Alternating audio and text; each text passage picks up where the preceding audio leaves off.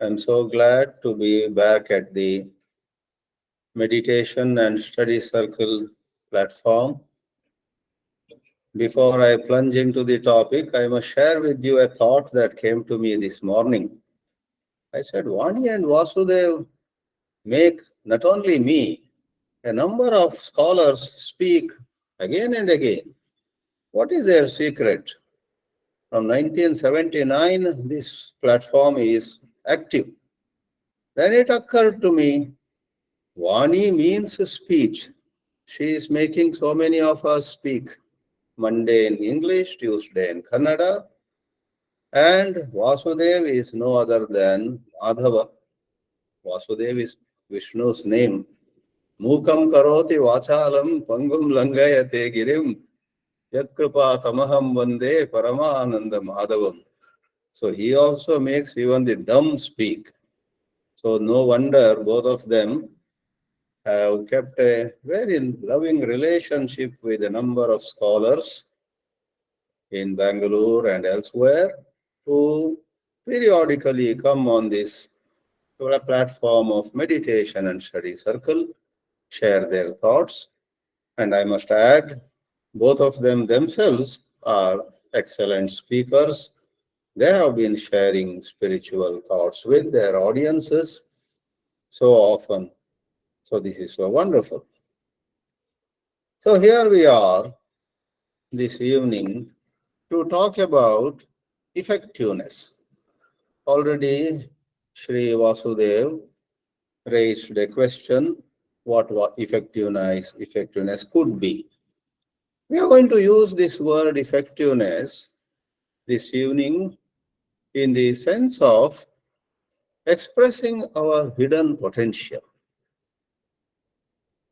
Swami Chinmayananda used to talk about a certain topic which he himself had coined when he went to industries or universities.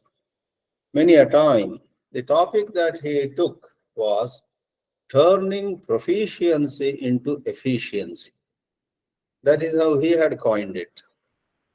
What it means is, knowingly or unknowingly, or known or unknown to us, all of us have a lot of hidden talent, both in the head and in the heart.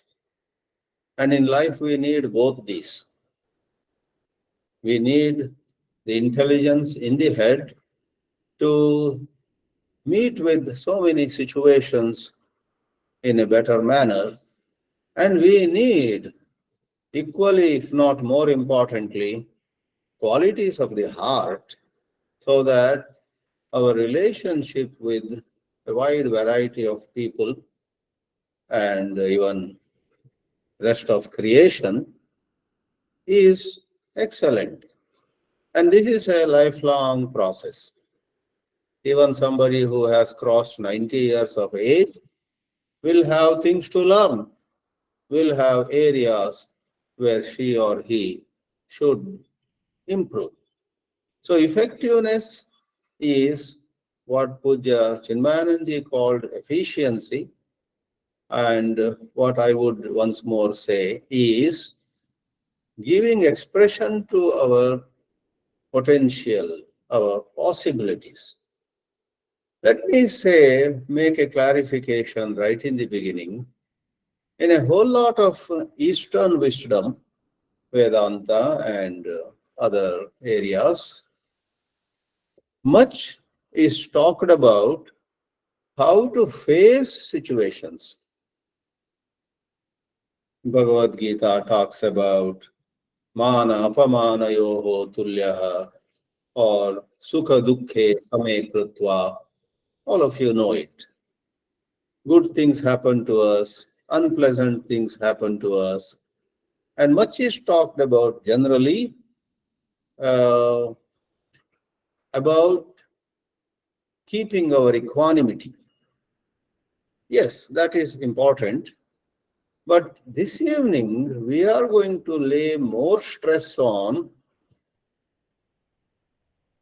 what we plan to do, what thoughts we entertain and what actions we come out with when life brings to us varied scenarios.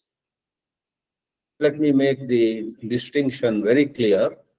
One is to maintain our calm. I lost money, I remain calm.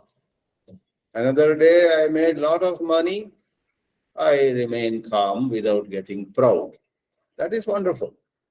But another is when I lose money or make money, when I fail an examination or succeed eminently, when hard times come to me, in addition to remaining reasonably calm or patient, what is the course of action I take? Do I say, well, if this is what life is giving to me, so be it. I will now not try anymore. Perhaps prosperity, success, fame, name, good health, popularity, etc. are not for me. Hogli bidi. In Kannada they say, Hogli bidi. You know. In fact, next Tuesday I am going to speak on something similar. Yenagalla bidi. That's what we hear in Bangalore, Mysore, etc. I will go into it next Tuesday. Yenagalla bidi, for those who don't know Kannada, let me quickly translate, means nothing will happen. Don't worry. So, if upon meeting with failure, one sort of reconciles with that failure and maintains certain calm, but sort of withdraws from action, withdraws from a project, withdraws from certain possibilities of what she or he could do for the family and a group, etc. That is not really good. Is it possible, let me put it this way, is it possible that we not only maintain certain calmness, but think about what best can be done? That is a mindset. Even among people who remain calm, there could be two mindsets. One goes passive, and another remains active. There was, I believe, a football player about whom I read. He was representing a very well-known football team in the United States. As you know, in United States, football doesn't mean the soccer that is very popular in India. It's called football, but they don't kick it at all. They throw it and carry in their hand. So if they don't kick it with their foot, half of you know, I'm sure, why do they call it football at all? In India, we call what is football, we call it football because we kick it with our feet. But there it is the length of the ball and it is called football. And what we call football in India, probably it is the British or some European, gift to us. That is called soccer there. So this fellow was a well-known player in the football team of some Minnesota Vikings team. And in a certain match many years ago, where the opponents were the celebrated San Francisco 49ers. There's a team very much famous, 49ers. By the way, they are called 49ers because in 1849, not 1949, in 1849, the year, a lot of people from different parts of America rushed to California in gold hunt. And many of them did find gold. They could find gold ore at certain places. So the famous gold hunt, which was successful for many people, happened in 1849, and a certain football team in San Francisco named itself the 49ers. So here was an interesting scenario. This player, you know, was playing very well, but in some absent-mindedness or in a little bit of lack of awareness, he did something in the first half of a certain game where he successfully drove, or he took the ball to the goal area and he made a goal. There was a thunderous applause among all the spectators. But the problem was he threw the ball not into the favorable goal, but into the unfavorable goal. Means the goal actually was credited to the opponent team. 49ers got a goal because of his act. Most foolish. Probably for that reason, hardly anybody obstructed him. He successfully took it and put into that goal where 49ers got a goal. That is so silly, that's so stupid. And he felt so ashamed and embarrassed at what he had done. Then there was a half break. And during the half break, see this, he was pained, he was very sad, but he maintained some kind of composure. That's one part of the story. But he also thought, let me read if I can find that. He said, all right, all right.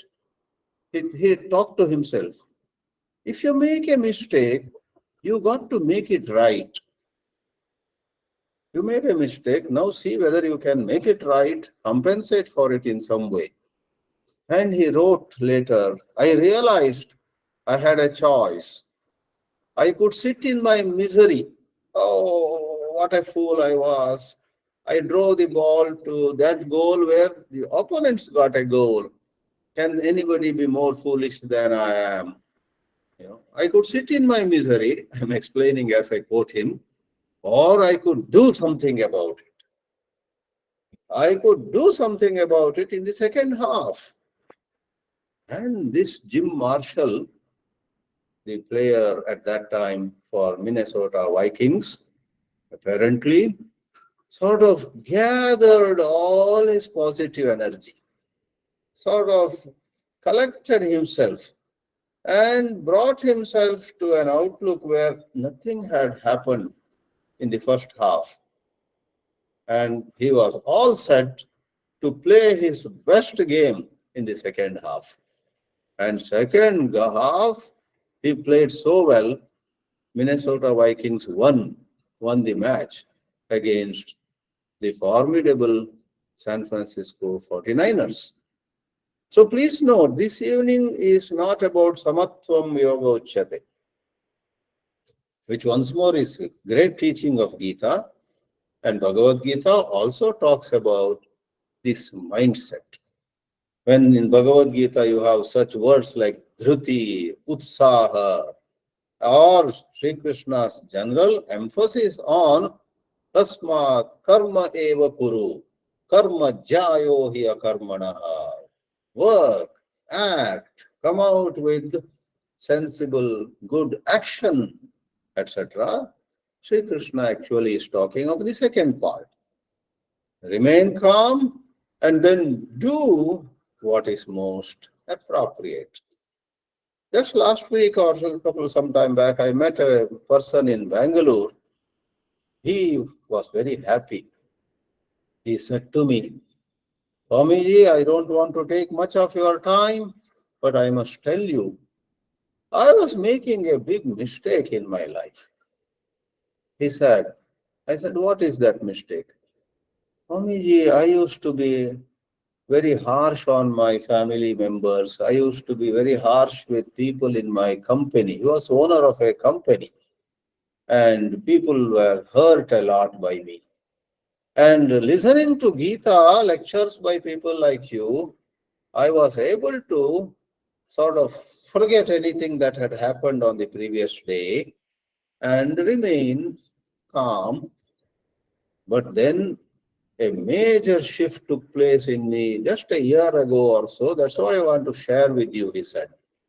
I asked him, tell me, Agrawalji, what was that shift that took place last year? He said, suddenly it occurred to me that it's not enough if I just forget the past and get into a new day with all freshness. I have to actually ensure that my behavior with my three children, with my wife, with my colleagues, with people who work for me in the factory, my behavior towards them has to be different. I should not hurt them. I should rather make them happy. I should appreciate the good in them and so on. And these days, I have been doing it with divine grace. So you find in life a certain mindset which helps us change our ways, which helps us be what we call contributors rather than sucking the energy of others. That's what our topic is this evening. So we will see some dimensions of this mindset. Now, philosophically, there has been a popular saying, Yata drishtihi tata srishti. You will see the world. World is the srishti. The world is the creation, which includes animate and inanimate aspects. Living beings, including humanity, are animate. Hills and rivers, at least with limited knowledge, are inanimate. Sometimes we believe even they have life. That's a different topic altogether. So, the world. To some people, the world looks like dark and dreary. To some other people, the world looks so good, so nice.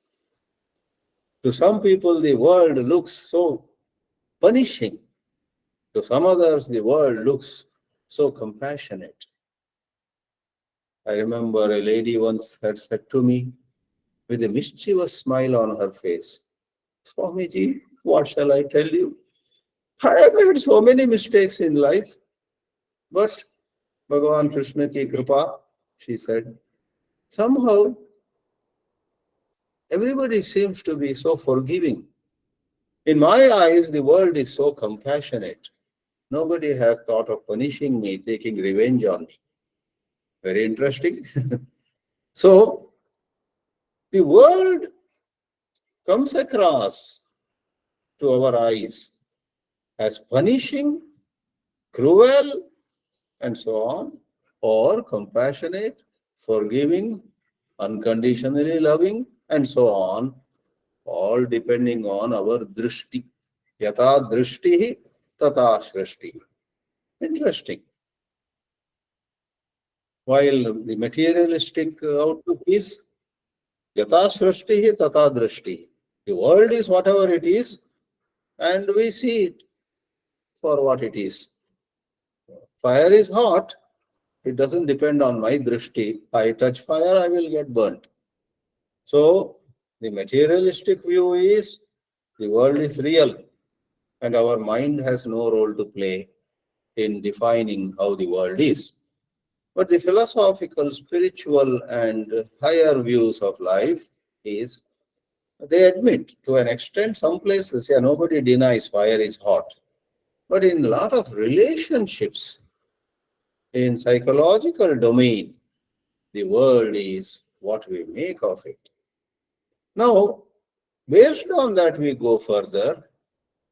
Is the world really absolute, or does it depend much on how we perceive? The best example is the so-called 10th standard exams, SSLC exam and so on.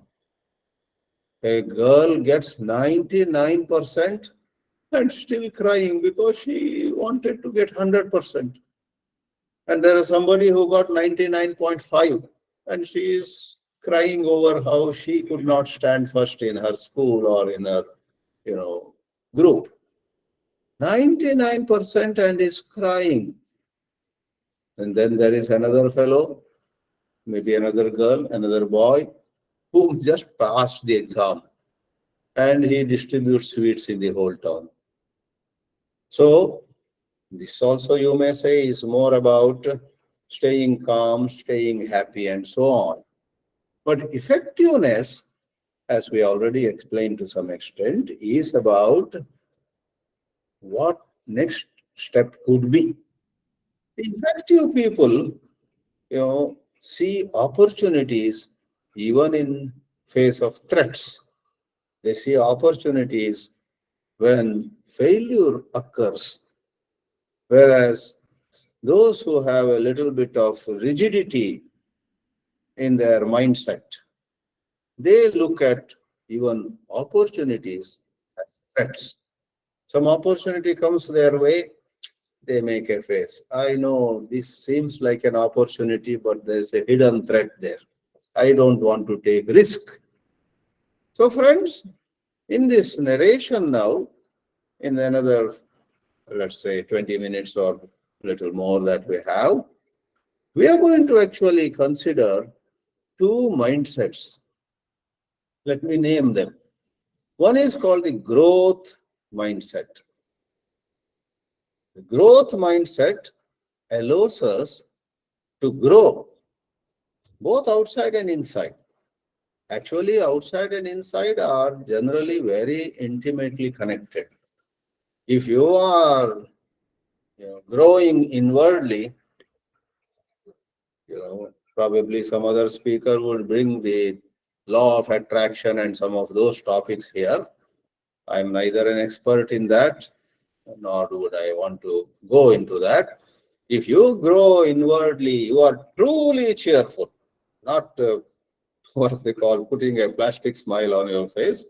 You are actually inside also happy, and therefore you express happiness outwardly, cheerfulness, you are lively, then outer success, wealth, fame, name, popularity, and ability to influence scenarios, etc., have to follow.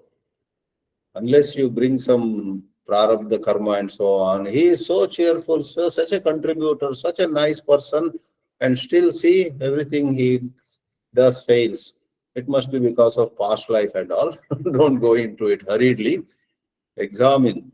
Maybe somebody comes across as very dynamic, but there may be some negativity inside him. That vibration might be affecting the matters. So, Pujya Swami Chinmayananda used to say, a successful man is he who builds a nice foundation with the bricks that others throw at him. So look at this mindset, growth mindset. And in contrast, the second one is the fixed mindset. What is a fixed mindset? People get fixed in a certain outlook. Somebody belonging to the fixed mindset, suppose meets with failure, goes into a conclusion. Well, I think I should leave this area. I think, leave this domain. I should leave this, suppose he is a student in undergraduate studies. Yes. I think I failed. I got such low marks in chemistry. I said, I'll leave chemistry. I will go for arts. I will go for commerce. I am not made for science. So rather hurriedly, rather hastily to come to a conclusion is the hallmark of fixed mindset. Whereas what we first named growth mindset, the growth mindset is something where one is pained by one's failure, one is sad, that is bound to happen. But then The growth mindset is something where somehow the person says, I am not going to jump to a conclusion. I will try again. Probably there is some area where my preparation was lacking. Probably I must find out other ways. Like in the case of a student, he then goes to the library or the bookshop, nowadays goes to Amazon and whatnot, and collects some better material. I read a couple of books which confused me more than enlightened me. Now let me see if there are some better books authored by better writers where everything becomes clear to me. And lo, in a good number of cases, the student finds that, oh, thank God I did not quit chemistry. I love chemistry. The books I used earlier were bad. They made things very complicated. So, not just studies, all through our life, there are again and again occasions where we are about to get into a fixed idea, labeling ourselves. Therefore, it may be rightly said that, let me use a word here, self-insight. Self-insight means an insight into the self. Who am I? What am I? How good am I? How bad am I? How worthless am I? Or how worthy am I? Am I a hopeless person? Or am I someone who has to have all the hope possible for future? So as even I put it this way, what am I, who am I, etc. I am sure many of you, maybe more than half of the audience here, would be thinking of Ramana Maharshi, who raised the question, who am I? I myself have been very fond of the teachings of Sri Ramana Maharshi, but let me assure you, I'm not going to digress to self-inquiry in this talk because we need to keep a sense of context. The context here is not who am I inquiry of Ramana Maharshi, but self-insight, that is a certain conclusion you draw about yourself, is qualitatively very much related to Maharshi Ramana's teachings. Then where is the difference? The difference is simply this. On the high plateau of self-inquiry, who am I, Maharshi's teachings, we actually reject, dismiss all ideas about ourselves. A part of our mind says, I am such a good person. Maharshi Ramana says, drop it in the trash can. Another part of the mind then says, you are such a worthless fellow, the worst sinner on the earth. Maharshi Ramana says, throw that also into the dustbin. Maharshi Ramana, the high plateau of a spiritual practice imply or meant for self-realization, it asks us to let go of all concepts, and there is the pure I, free of concepts. We'll say goodbye to Ramana Maharshi's self-inquiry now, because we have to come back to this business of mindsets. Mindset is necessary for being effective in our transactions. Sri Rama was God incarnate, was Bhagavan Vishnu's seventh incarnation, but fighting the war against Ravana, he could not say, who am I? I am not Prince of Ayodhya, I am not husband of Sita, I am not good, I am not bad. He could not go into meditation. He had to say, I am Sita's husband and I am waging this war to get Sita back, and I will fight this war with all my intelligence, with all my resources, with all my skills. So, Sri Ram, fighting the war against Ravana, had to have the most noble mindset, growth mindset. Therefore, let us put it this way. So, growth mindset is where learning takes place. That is where it is not called fixed mindset. In fixed mindset, there is no learning. In fixed mindset, one very quickly comes to a certain label on oneself. I am not meant for this. I have failed, and there the matter ends. File is closed. Fixed mindset. In student life, in adult life, everywhere. Life again and again gives us the opportunity. And the best part of this whole matter is, no matter how we have been all our lives so far, we can change our ways. Authors who have written on this growth mindset and fixed mindset make us have new hope. They give such interesting and inspiring assurances. These days all of us talk about intelligence.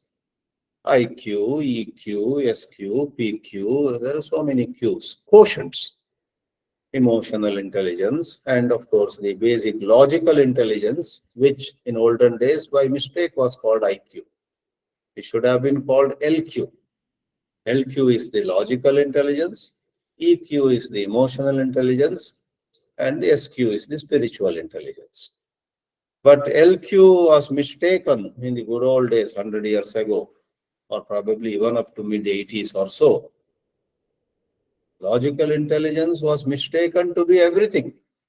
Therefore, they called it IQ, intelligence quotient. Anyway, we'll not go into that. If you and I can develop a growth mindset, develop the growth mindset, which we are deliberating upon, we can increase our intelligence. You know how intelligence can grow?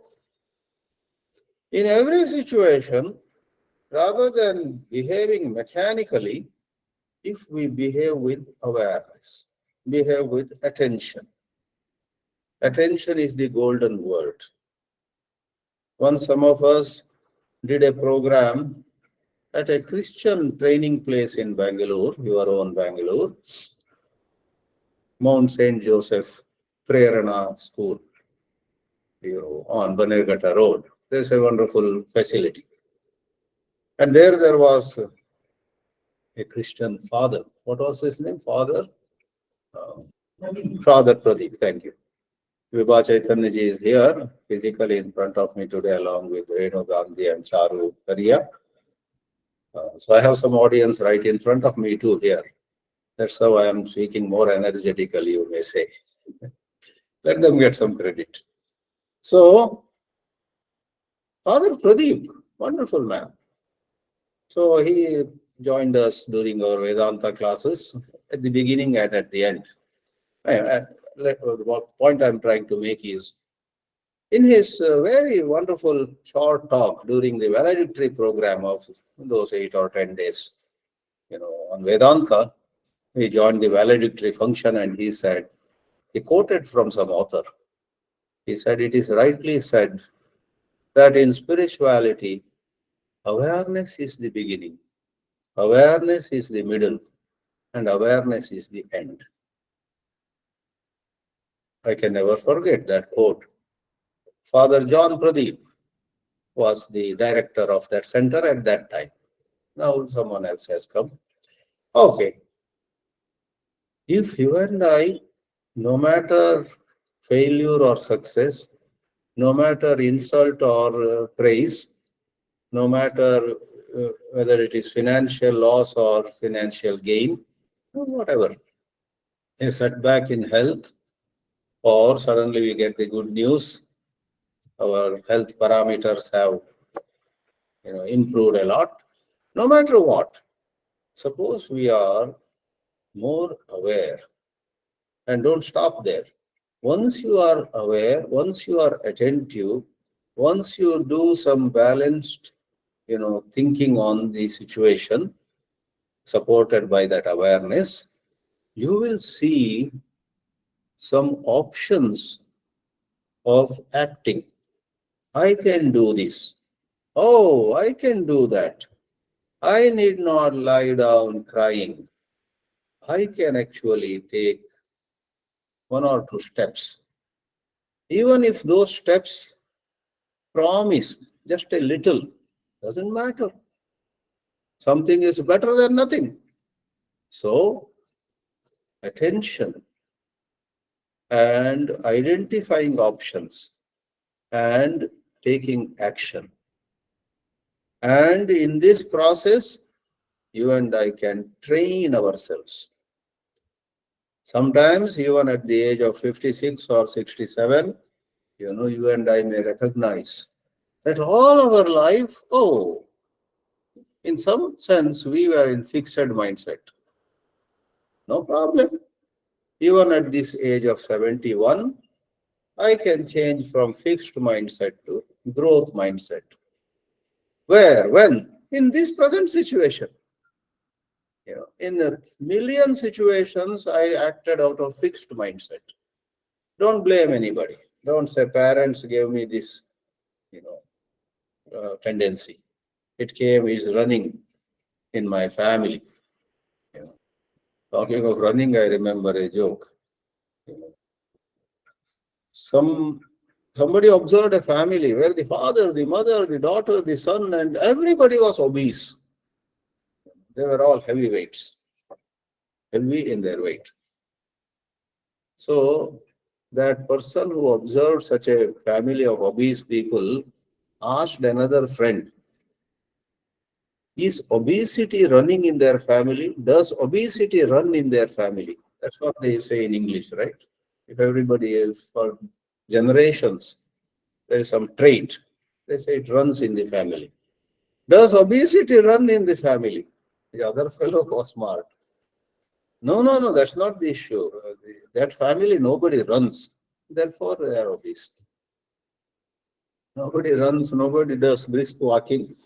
Maybe they sit more in front of computers like a lot of us do these days.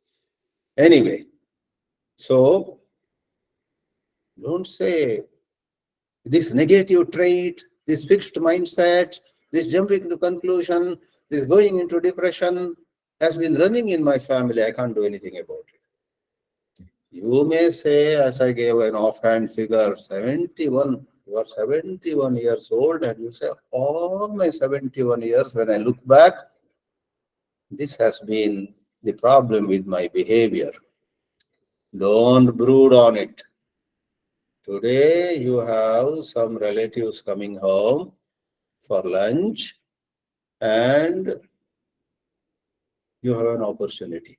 You could behave the same way as you did for all these years, or today during lunchtime, you could behave in a little different way. Option.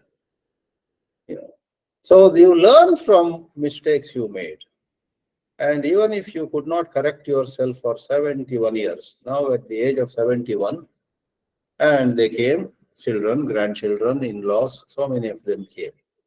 And just for an offhand example, maybe you had a bad habit of bragging about yourself, how you did this when you were in such place, when you achieved this, when and you had met eminent people. You had a habit, let us say, of bragging, talking much about yourself. As an example, offhand example, I didn't plan this. You may say, 71-year-old grandfather of the family, you may say, they are coming and they will spend about 2 to 3 hours after my wife has made nice meal for them. My job is to sit and talk to them. For a change, I will not talk about myself. I will not say anything about how I met the Chief Minister of Andhra Pradesh. We were together on the stage. How once I met a Nobel Prize winner and he complimented me. Whatever. I will not say anything about, even if it pops up in my mind. I will, on the contrary, inquire. Even that 6-year-old grandchild, I will call him and say, what are you doing? What do you like? I will try to pay attention and I will listen to them. right? Let the 2 hours today at lunchtime, they'll come at 12 and they'll leave at 2. 12 noon to 2 p.m. This old man is going to behave differently. See? And you act. And maybe you get partial success because habits die hard. For some time you are quiet. Then you call the grandson and say, at your age, I had already got a prize. And then, oh, I started talking about myself. I should ask him, the 6-year-old boy, what he likes at school. So you change. That's called training. You are unable to do what you had planned, but you train yourself. Every time you fall, you say, I did a mistake with this grandson. Now let me talk to my granddaughter. You call her Chitra, come here. Her name is Chitra, let us say. I believe you are already learning dance. You like it? Ask her. Let her speak. Let her. If she says, Ajja, can I show you a bit of dance that I have learned? Say heartily, "Yeah, please. All of us would like to see." So this is called growth mindset. You learn from your mistakes and you, in small ways, change your own behavior. And this growth mindset can make you very effective. I cooked up an example of some, children, grandchildren coming your home, but it could be in big business meetings. It could be in running corporate affairs. It could be in managing external affairs of a country. Somebody like Jay Shankar, our external affairs minister, can go by growth mindset, and the way other countries will see India will change. If he goes by a fixed mindset, then he may bend more and more before so many so-called affluent countries, developed countries, and so on. So, people of the world and even sadhus, sannyasis, it just applies everywhere. So, we adopt for ourselves, you know, a view of who I am. We adopt. If we adopt a view that I am like this, I can't change, that's a fixed mindset.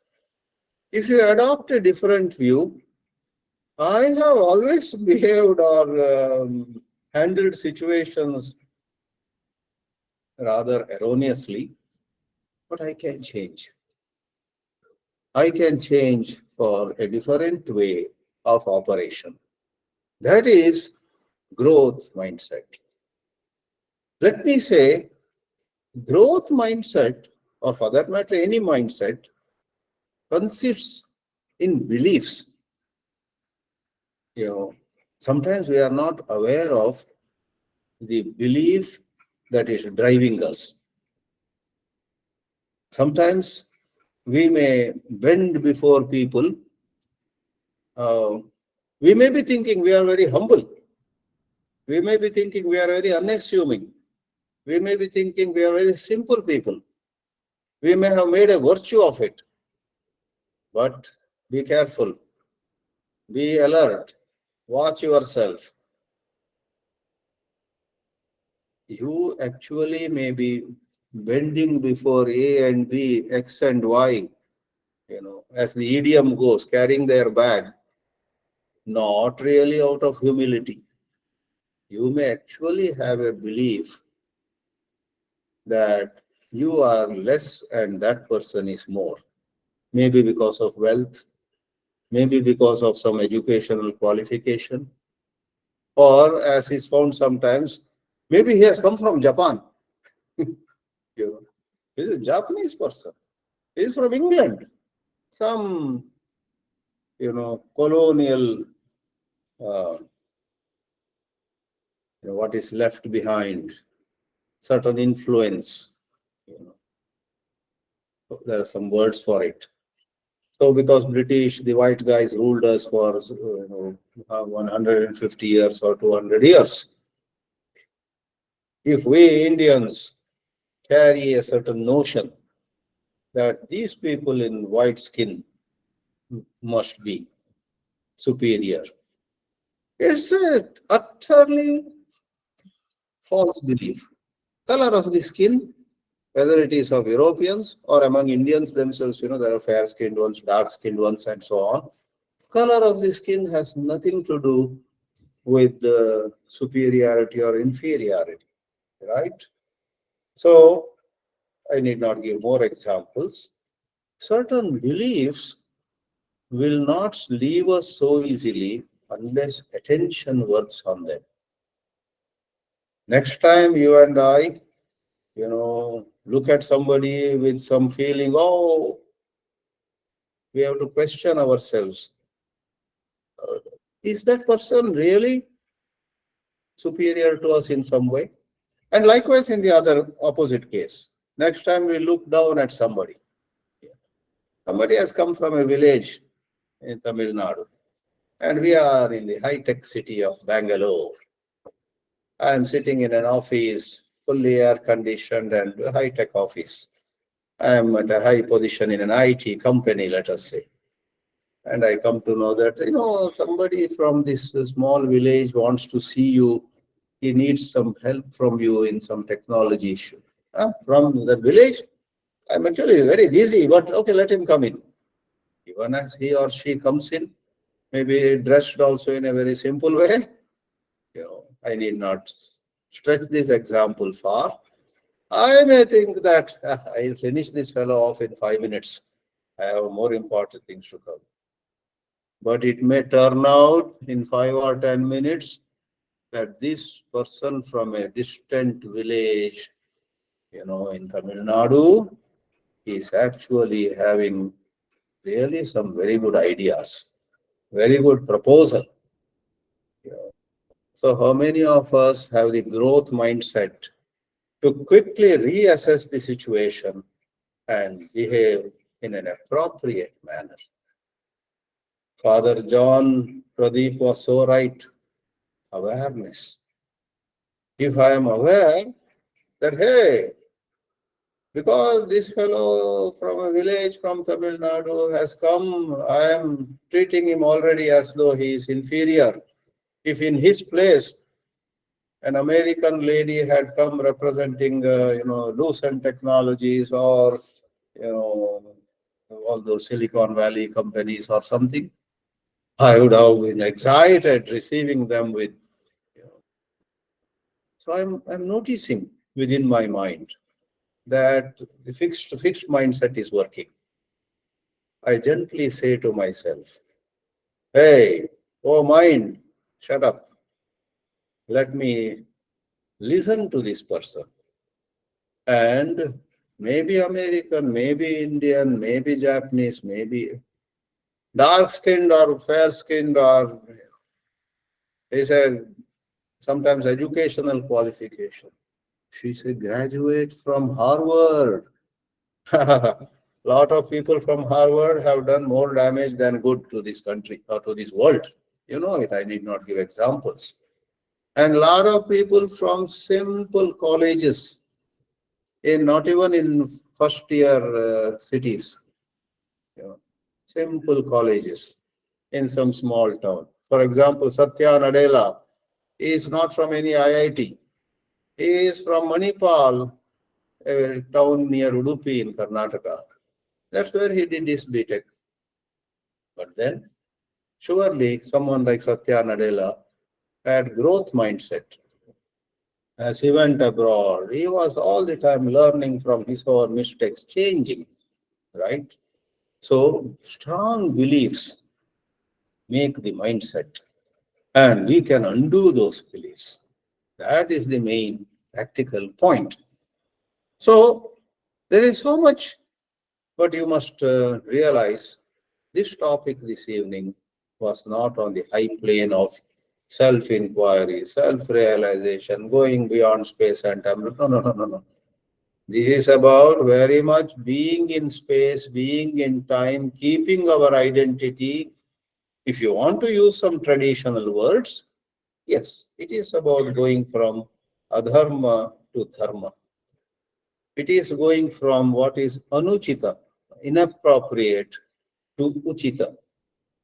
Kannada uchitam is free, but in Sanskrit and in Hindi, etc., uchit means what is appropriate. So to go from inappropriate thoughts or words or actions, we want to go to appropriate, praiseworthy thoughts, words, and actions. Vidura says to Dhritarashtra, the lakshana of a wise person, Pandita Lakshanam, is prashastani nishevate. Nishevate prashastani ninditani na sevate. That is the punchline in the very first chapter of Vidura Niti. Someone who again and again opts for good thought, good word, prashastani, not seeking fame and name, but really scientifically or objectively, tomorrow, whether the people praise it or not, my own conscience should say that I did that day was a good thing. My conscience should say that I did a good thing. That is prashasta. Maybe the world did not recognize it. Maybe the world misunderstood me. Doesn't matter. My conscience says I did a prashasta karma, good action, not nindita karma. Then there is a growth mindset. So finally, I must say that what inspired me to give this topic and talk about it, hopefully I will give some more talks at other platforms or at this platform too, on this business of mindset. It's a wonderful book I have been reading for a few days now. There's a beautiful book, Mindset, the New Psychology of Success. And the author is a lady, a psychologist, an academician, a PhD in psychology. Her name is Carol Dwight. Oh, sorry, Carol Dweck. Strange names, Our names are strange to them and their names sometimes baffle us. Carol, Carol, Dweck, Dweck. Amazing book. I recommend those interested. Read this book. I have highlighted, penciled, marked, so many. In single page, 5 places I have marked. This is good for young people. This is good for such people and so on. So read Carol Dweck's book, Mindset, the New Psychology of Success. And there's a second line to the title, How We Can Learn to Fulfill Our Potential. And as a Vedantin, I could not but see how this Dharma Vichara and higher Moksha Vichara actually go hand in hand. They sort of complement each other. Om Namo Bhagavate Vasudevaya.